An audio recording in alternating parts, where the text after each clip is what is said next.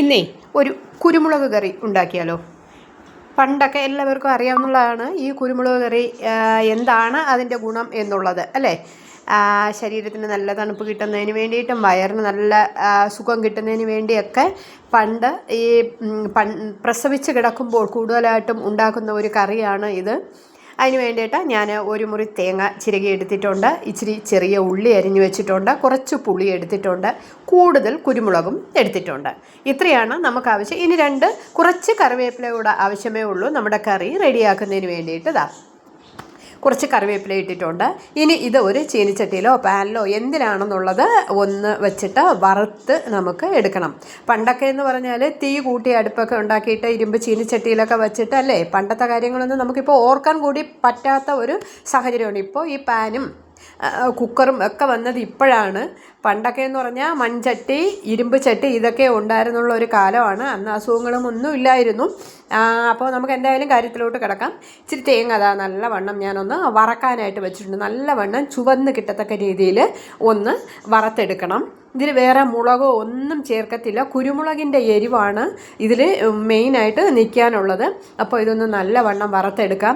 പണ്ട് അമ്മമാരൊക്കെ രാവിലെ എണീറ്റല്ലേ ഈ കുരുമുളക് കറിയാണ് ആദ്യം വയ്ക്കുന്നത്. അത് ഇപ്പോഴും നാട്ടിൻ പ്രദേശങ്ങളിൽ ഇപ്പോഴും ആഴ്ചയിൽ ഒരു ദിവസമെങ്കിലും അവർ ഈ കുരുമുളക് കറി, നല്ല മുളക് കറി ഉണ്ടാക്കാതിരിക്കത്തില്ല. അവരുടെ ഒരു ഫേവറേറ്റാണ്, അല്ലെങ്കിൽ അവരുടെ ഒരു സ്ഥിരം കറിയാണ് ഈ കുരുമുളക് കറി എന്ന് പറയുന്നത്. ഇപ്പോഴും അങ്ങനെ തന്നെയാണ്. നമുക്ക് നാട്ടിൻപുറത്ത് ഉള്ള കുറച്ച് പേരെ നമുക്കറിയാം. അവരിപ്പോഴും പറയും, എന്താ കറി വെച്ചത്? ഇന്നൊരു കുരുമുളക് കറി വെച്ചു എന്നുള്ള ആ ഒരു സംസാരം നമുക്ക് ഇപ്പോഴും കേൾക്കാം. പണ്ടത്തെ ആ കറിയുടെ ആ ടേസ്റ്റൊക്കെ ഇപ്പോഴും നമ്മുടെ നാവിൻ തുമ്പിലിരിക്കുവാണ്. ഇപ്പോൾ അത്ര ടേസ്റ്റ് വരത്തില്ല, എന്നാലും നമുക്ക് ഒന്ന് ഉണ്ടാക്കി നോക്കാം. ഇപ്പോഴത്തെ തേങ്ങയെല്ലാം വരവ് തേങ്ങയാണ് അല്ലേ? പണ്ട് നമ്മുടെ തെങ്ങിൽ നിന്നൊക്കെ അടക്കുന്ന നല്ല കരിഞ്ഞ തേങ്ങ വച്ചിട്ടൊക്കെയാണ് ഈ നല്ല മുളക് കറി ഉണ്ടാക്കുന്നത്, അല്ലെങ്കിൽ കുരുമുളക് കറി ഉണ്ടാക്കുന്നത്. എന്തോ ആവട്ടെ, നമുക്കും ഇതൊന്ന് ഉണ്ടാക്കി നോക്കാം. അതിന് വേണ്ടിയിട്ട് തേങ്ങയൊക്കെ നല്ലവണ്ണം ചുവന്ന് കിട്ടിയിട്ടുണ്ട്. ഇനി ഇതിനെ ഒന്ന് മാറ്റി വയ്ക്കാം. ഒന്ന് തണുത്തതിന് ശേഷം ഇത് ഒന്ന് അരച്ചെടുക്കണം. നല്ല മഷി പോലെ അരച്ച് വേണം എടുക്കേണ്ടത്.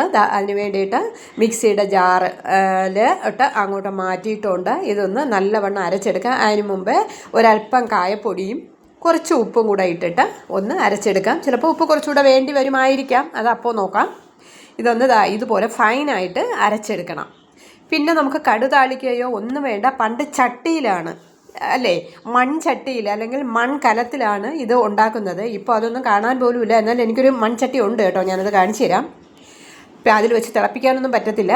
ഞാൻ ആ തേങ്ങ വറുത്ത പാനിൽ തന്നെ ഇതൊന്ന് നല്ലവണ്ണം ഇച്ചിരി വെള്ളമൊക്കെ ചേർത്ത് ഒഴിച്ചിട്ടുണ്ട്. ഇത് നല്ലവണ്ണം ഒന്ന് തിളച്ച്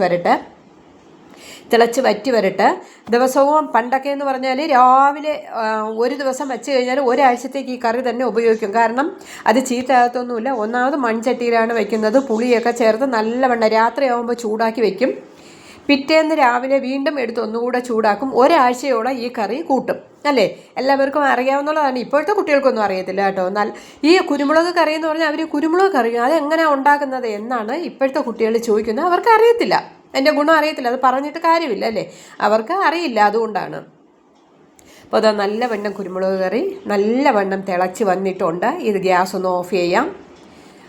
പണ്ട് നല്ല കണലടുപ്പിൽ കിടന്ന് ഇങ്ങനെ നല്ല വറ്റി വരണ്ടല്ലേ, നല്ല വറ്റി കിട്ടുക ആ ഒരു മണം. പക്ഷേ ആ മണം ഇപ്പോഴും ഉണ്ട് കേട്ടോ. ആ കുരുമുളക് കൂടുതലിട്ട് വറുത്തരച്ച് വയ്ക്കുമ്പോൾ അതിൻ്റെ ഒരു മണം ഇപ്പോഴും ഉണ്ട്. ഞാനിതാ ഒരു ചട്ടിയിൽ ഒഴിച്ചിട്ടുണ്ട്. ഇത് ഏത് ചട്ടിയാണെന്ന് അറിയാമോ നിങ്ങൾക്കെല്ലാം? ഇത് ആറ്റുവ പൊങ്കാലയ്ക്ക് നമ്മൾ 101 കലത്തിൽ പൊങ്കാല ഇടുമ്പോൾ കിട്ടുന്ന ചട്ടിയാണ്. അതിലോട്ട് ഞാൻ ഒഴിച്ചിട്ടുണ്ട്.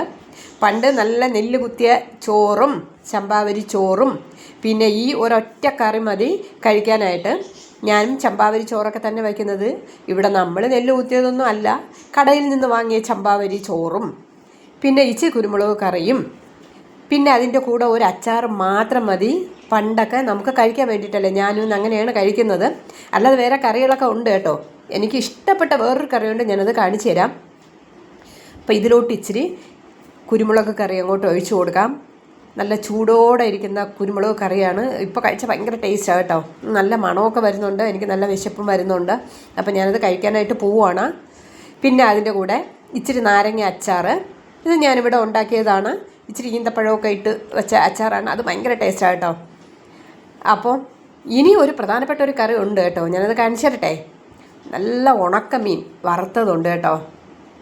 ഭയങ്കര ടേസ്റ്റാണ്. എനിക്കത് പറയുമ്പോൾ തന്നെ വായിൽ വെള്ളം വരുവാണ് കേട്ടോ. പക്ഷേ ഈ കുരുമുളക് കറിയുടെ കൂടെ നമുക്ക് ഈ വറുത്ത ഉണക്കമീൻ അത്ര പറ്റത്തില്ല. അതുകൊണ്ട് ഞാൻ എടുക്കുന്നില്ല. അതാണ്ടോ, ഇത് ഞാൻ ഇപ്പോഴാണ് ഈ കുരുമുളക് കറി വയ്ക്കാമെന്ന് വിചാരിച്ചത്. പക്ഷേ രാവിലെ ഞാൻ ഇതെല്ലാം റെഡിയാക്കി വെച്ചു. വേണ്ട, ഇതവിടെ ഇരുന്നോട്ടെ, നാളെ എടുക്കാം, കുഴപ്പമില്ല, ഫ്രിഡ്ജിൽ സൂക്ഷിച്ചാൽ മതി, നാളെ ഒന്നുകൂടെ ചൂടാക്കി എടുക്കാം. എനിക്ക് ഏറ്റവും ഇഷ്ടപ്പെട്ട കുരുമുളക് കറിയും കൂട്ടി ഇന്ന് ഞാൻ ചോറിനാൻ പോവുകയാണ്. അപ്പോൾ നിങ്ങളും ഇതുപോലെ ഒരു കുരുമുളക് കറി ഉണ്ടാക്കി നോക്കുക, അഭിപ്രായങ്ങൾ അറിയിക്കുക. എന്തുണ്ടെങ്കിലും നിങ്ങൾ അറിയിക്കണം, എന്നാൽ മാത്രമേ എനിക്കും അത് മനസ്സിലാകത്തുള്ളൂ ഇഷ്ടപ്പെട്ടോ എന്നുള്ളത്. Okay, by.